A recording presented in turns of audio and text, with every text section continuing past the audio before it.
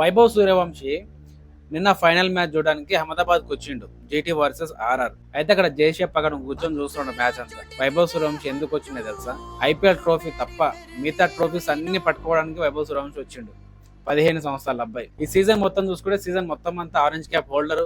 అంతేకాదు super striker of the season, emerging player of the season, super sixes of the season and MVP season award, అన్ని 5 award తీసుకుపోయిండు. IPL trophy తప్ప.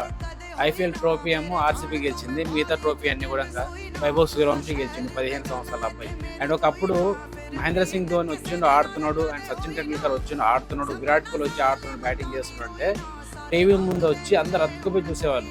అలాంటిది మళ్ళీ impact ఇప్పుడు 15 సంవత్సరాల అబ్బాయి క్రియేట్ చేసింది. వైభవ్ సూర్యవంశి ఈరోజు రాజస్థాన్ రాయల్స్ మ్యాచ్ ఉంది అంటే చాలు ప్రతి ఒక్కరు వైభవ్ సూర్యవంశి బ్యాటింగ్ చూడడానికి ఆ టీవీలో కత్తుకుపోతారు. నిజంగా God gifted child Vaibhav Suryavanshi. Hats off.